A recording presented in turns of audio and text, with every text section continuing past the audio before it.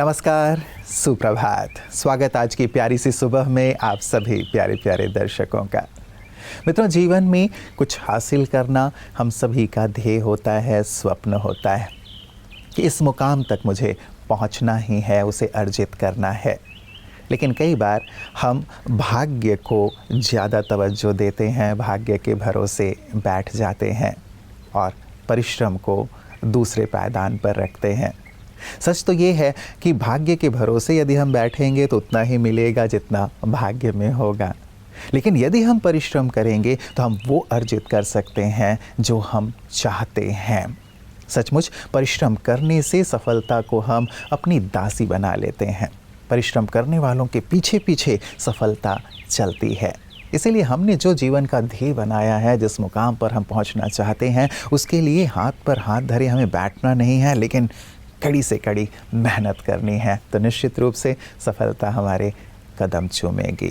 तो सफलता आपके कदम चूमे, इन्हीं शुभकामनाओं के साथ आइए चलते हैं आज के सुवाक्य की ओर। ओम शांति। क्या आप जानते हैं कि संसार में सबसे मीठा फल कौन सा है? इस प्रश्न का उत्तर सभी का भिन्न भिन्न होगा। कोई कहेगा आम तो कोई कहेगा सेब, किसी को अमरूद पसंद है तो किसी को अंगूर। और क्यों ना हो, सभी का स्वाद अलग है, सभी की रुचि अलग है, परंतु वास्तव में संसार में सबसे मीठा फल वो है जो परिश्रम करने के उपरांत प्राप्त होता है। जानते हैं क्यों? क्योंकि जब हम श्रम करते हैं तो उस कर्म में हम अपना तन लगाते हैं, हम अपना मन लगाते हैं, समय लगाते हैं, श्वास लगाते हैं, शक्ति लगाते हैं, जो उसके फल को अमूल्य बना देता है। परिश्रम से कमाई गई 2 रोटी 36 प्रकार के व्यंजनों से अधिक सुकून देती है। परिश्रम से बनाया गया छोटा सा घर भी बड़े बड़े महलों से अधिक सुरक्षित महसूस कराता है। तो याद रखिए, कुछ भी नहीं मिलता इस दुनिया में परिश्रम के बगैर। खुद का साया भी धूप में आने के बाद आता है। ओम शांति।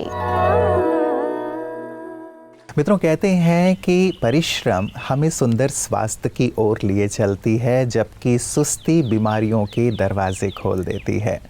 आज से कुछ वर्ष पहले तक देखा जाए तो हम हर कार्य अपने हाथ से किया करते थे, लेकिन जैसे जैसे विज्ञान के उपकरण आते चले गए, वैसे वैसे हमारा शारीरिक श्रम कम होता चला गया और आप देखेंगे कि इसी कारण बीमारियां भी बढ़ती चली गईं।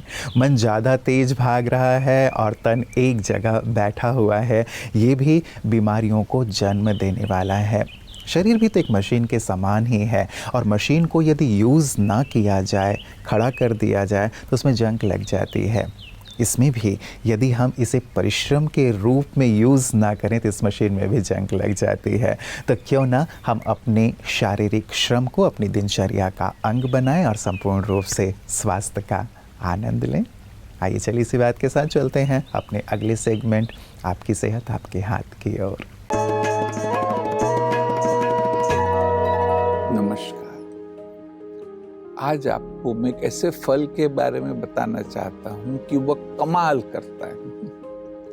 पहले तो उसका फाउंडेशन बता देता हूं कि आपने शायद विज्ञान का थोड़ा बहुत ज्ञान है तो सुना होगा कि जब हम माँ के गर्भ में थे तो तब वो जो थोड़ी ही जो कोशिकाएं थी, सेल्स थे, वह सब कुछ बन सकते।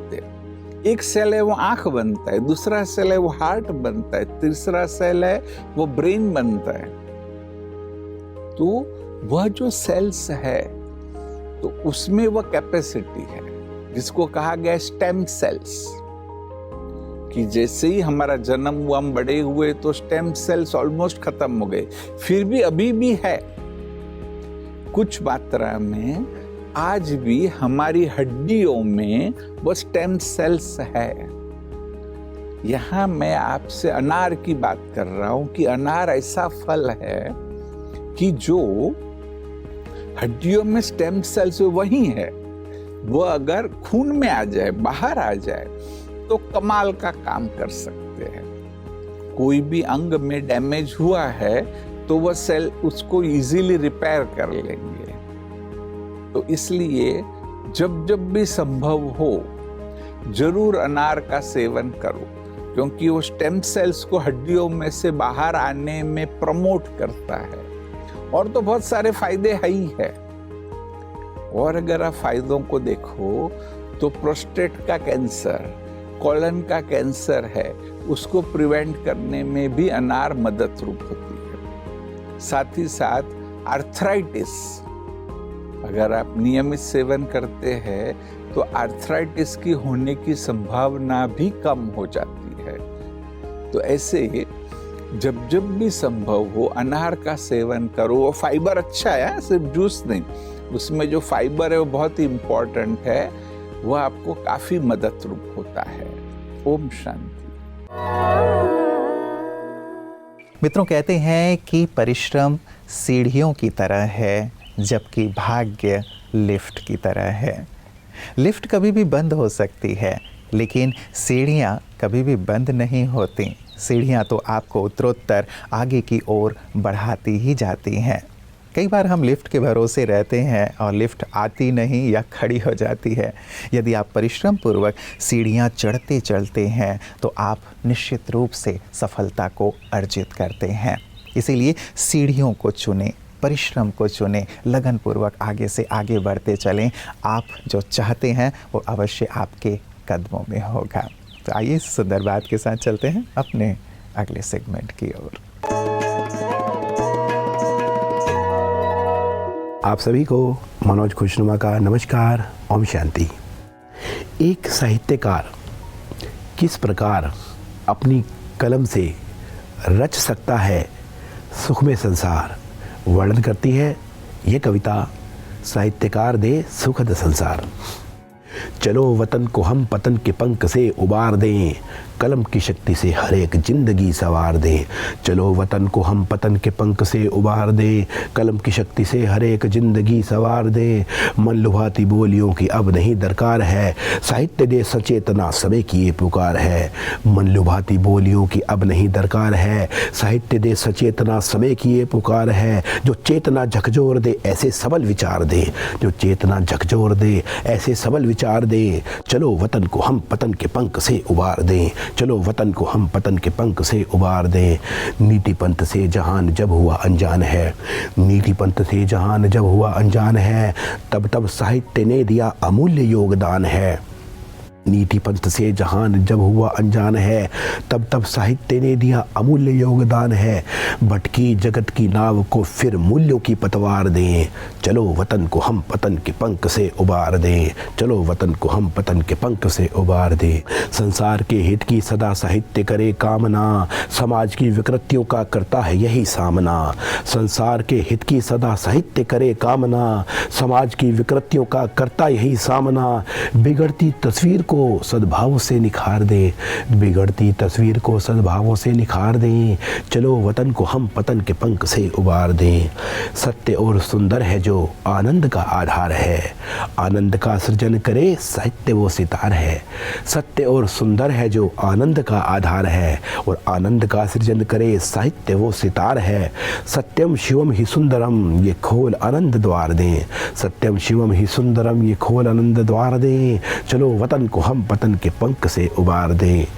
उपदेश है असफल जहाँ सफल वहाँ साहित्य है, स्पंद जो हृदय करे फिर देता जो देवत्व है। मानव को देव करके स्वर्ग धरा पर उतार दे, मानव को देव करके स्वर्ग धरा पर उतार दे। चलो वतन को हम पतन के पंख से उबार दे। विध्वंस ना साहित्य तो बस करता ही निर्माण है, सच्ची साहित्य सेवा में तप और आत्मज्ञान है। विध्वंस ना साहित्य तो बस करता ही निर्माण है, सच्ची साहित्य सेवा में तप और आत्मज्ञान है। आज इस कलम से अपने कल को नव आकार दें, आज इस कलम से अपने कल को नव आकार दें। चलो वतन को हम पतन के पंख से उबार दें। माना की हैं चुनौतियाँ और राह ना आसान है। माना की हैं चुनौतियाँ और राह ना आसान है, पर हाथ में कलम ये उस रचयिता का निशान है। माना की हैं चुनौतियाँ और राह ना आसान है, पर हाथ में कलम ये उस रचयिता का निशान है। इस ईश के वरदान को सफलता का आधार दें, चलो वतन को हम पतन के पंख से उबार दें, चलो वतन को हम पतन के पंख से उबार दें। वादा किया प्रभु ने जो आकर वो अब निभा रहे, अधर्म नाश सत्य धर्म की जय का बिगुल बजा रहे। वादा किया प्रभु ने जो आकर वो अब निभा रहे, अधर्म नाश सत्य की जय का बिगुल बजा रहे। मिल जाए संग प्रभु के और एक सुखद संसार दें, मिल जाए संग प्रभु के और एक सुखद संसार दें। चलो वतन को हम पतन के पंख से उबार दें, चलो वतन को हम पतन के पंख से उबार दें। धन्यवाद, प्रणाम, नमस्कार। मित्रों, जीवन में सफलता अर्जित करने का मूल मंत्र यही है कि हम व्यर्थ की बातों और लोगों की बातों से अपना ध्यान हटा करके अपने परिश्रम पर ज़्यादा फोकस करें। कई बार हम व्यर्थ की बातों में इतने उलझ जाते हैं कि ये करूं या ना करूं, या लोग ये कहने लगते हैं कि तुम जो कर रहे हो वो नहीं कर पाओगे, तो हम हताश हो जाते हैं, निराश हो जाते हैं, श्रम करना बंद कर देते हैं, पुरुषार्थ करना बंद कर देते हैं और बैठ जाते हैं। किसी ने बहुत प्यारी सी बात कही है कि इतनी शांति से परिश्रम करो कि तुम्हारी सफलता शोर मचा दे। लोग तो कुछ भी कहते रहेंगे, लेकिन आप निरंतर यदि अपने कार्य में लगे रहते हैं, परिश्रम करते रहते हैं, तो निश्चित रूप से सफलता आपके कदम चूमती है। कैसे हम शांतिपूर्वक, कैसे धैर्यतापूर्वक और कैसी पूरी एकाग्रतापूर्वक अपने श्रम पर फोकस कर सकते हैं, अपने लक्ष्य पर फोकस कर सकते हैं, यही सुंदर कला ब्रह्मा कुमारियाँ सभी को राजयोग मेडिटेशन के माध्यम से सिखाती हैं। आइए देखें उनकी इन सुंदर सेवाओं को पीस न्यूज़ हाइलाइट्स में।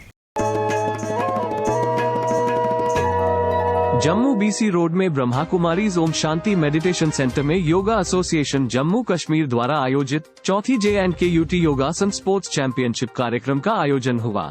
उपरोक्त चैंपियनशिप में जम्मू कश्मीर के विभिन्न जिलों के युवा भाई बहनों ने भाग लिया।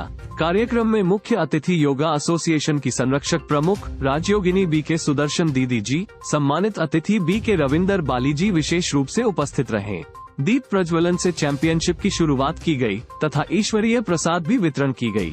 BK सुदर्शन दीदी जी ने अपने आशीर्वचन में सभी प्रतिभागियों को मुबारक दी और उनके खुशहाल जीवन की कामना की। कार्यक्रम का संचालन दयाल राम, मुकेश कुमार सहित योग महासन के राष्ट्रीय रेफरी एवं जजों ने किया। इस दौरान विभिन्न योगासन करवाए गए।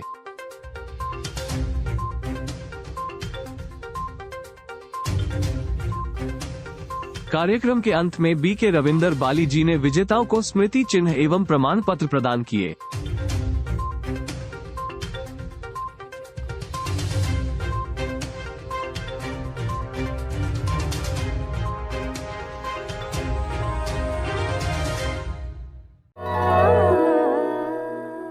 मित्रों, परिश्रम पे आज सुंदर चर्चा, सुंदर सुंदर बातें और इस बात के लिए प्रेरित करते हुए हमें कि हम अपने ध्येय की ओर लगातार बढ़ते चलें, उसके लिए श्रम करें, क्योंकि जितना हम श्रम करेंगे उसका सुंदर फल हमें मिलेगा। कहा भी जाता है कि परिश्रम का फल बहुत बहुत मीठा होता है। कभी भी परिश्रम का फल कड़वा होता है ऐसा हमने नहीं सुना। यदि हम जी जान से लगे रहते हैं तो देर से ही सही, लेकिन हमें हमारा ध्येय अवश्य मिलता है। इसीलिए ये भी कहा गया है, श्रमेव जयते, श्रम हमेशा ही विजयी होता है। और अन्य बातों में हम यदि अपना टाइम व्यर्थ करते हैं तो निश्चित रूप से हम अपने आप को अपनी मंजिल से दूर करते चलते हैं। इसीलिए ठान लें कि हम अपने आप को मेहनती बनाएंगे, श्रम करेंगे और लगातार अपने लक्ष्य की ओर बढ़ते चलेंगे। अन्य बातों पर ध्यान ना देते हुए, विफलताओं पे ध्यान ना देते हुए यदि सतत प्रयास किया जाएगा तो कहते हैं सतत प्रयास करने वाला सदैव ही विजयी होता है। तो आप सफल हों, आगे से आगे बढ़ें, इन्हीं शुभकामनाओं के साथ नमस्कार। ओम शांति।